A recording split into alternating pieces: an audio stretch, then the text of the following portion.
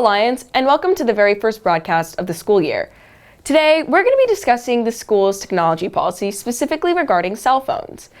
Many students were shocked when teachers began to enforce the cell phone policy outside of the classroom, and this has led to a lot of discussions regarding the role of technology in the classroom.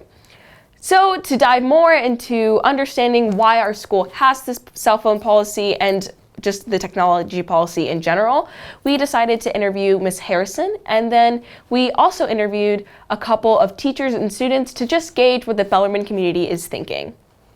So the cell phone policy has not changed in the last few years. If you look at the student handbook, it says that cell phones should not be visible from 8:45 until 2:30.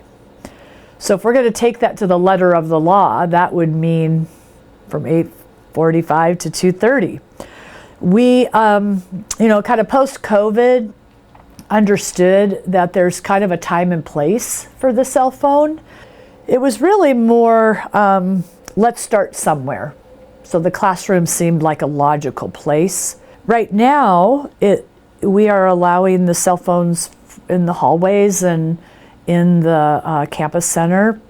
It has a lot to do with self-control that we all have to manage.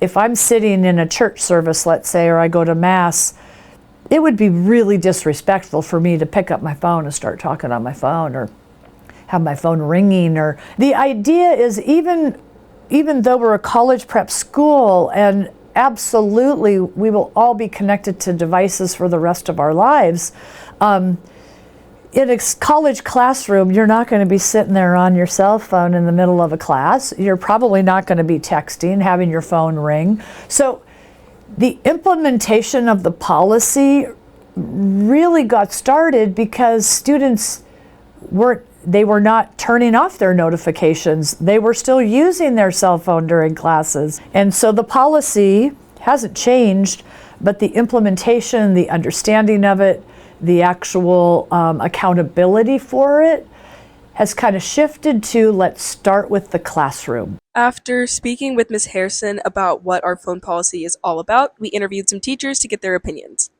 I think one of the things that we're trying to do, or that we're mandated to do, is to try and teach good skills that allow you to be successful at the next level. One of those is self-discipline. So I do think that it is college prep to help our students understand that self-discipline, and it's really hard to perform that self-discipline with the phone. It really is. I don't think it'll make one bit of difference, because my understanding is this is not a new policy. It's just a reiteration of the old policy, which I think is a clarification of the same policy, which is we don't want cell phones out in the hallway, as I understand it. There's nothing about what I have to do as a teacher that I feel is any different as regard to this policy. We're not supposed to have them out, and that's what teachers are expected to enforce. I think it's nice that we have an established policy. It's one, when it was just teachers decide what happens in the classroom, there were some teachers who let it happen and then other teachers who didn't. So students would bring out phones or walk into class with phones without a full idea of what you were supposed to do. And if we have a universal policy, then it's clearer. Honestly, I don't see a huge difference between the iPad and the iPhone. You know, we were talking a little bit earlier before we started this, and I had remarked that you guys don't call people on the phone anyway. So honestly, you have your iPads that we require you to have, that we use them in class. They do everything the iPhone does. So I don't know that we're depriving you of anything. But I do think that the phone's a different thing. I think while students can do a lot of the same things on the iPads, I think the school does have some restrictions on the iPads. And I think there's a lot of newer research that's really focusing on the mental health associated with that kind of addiction, feeling like you need to be tied to that all the time. So I think in the long run, it's a good thing.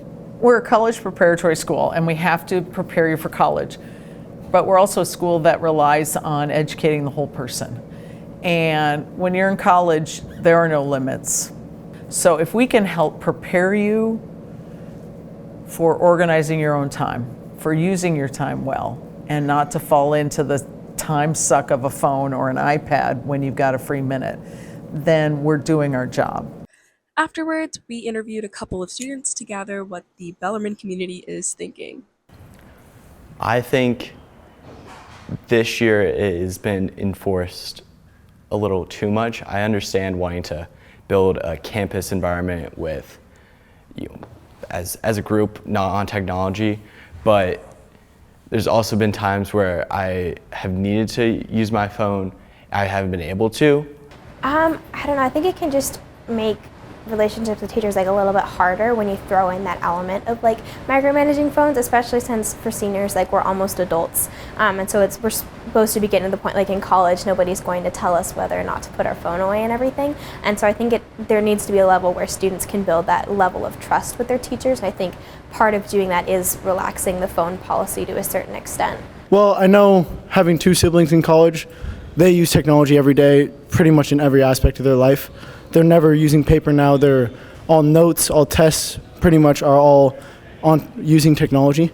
So I think that Bellarmine has prepared me. They said that it prepared them to use it in college. They still use the iPads for notes, computers connected, but I think Bellarmine does prepare me well for college. So it's a cultural shift that really has everything to do with Modus, about connection. And Bellarmine, in its perfect form, would be one where everyone feels like they're part of the conversation and they're valued. This is Betty Roberts with the line Manestream. Thank you for watching.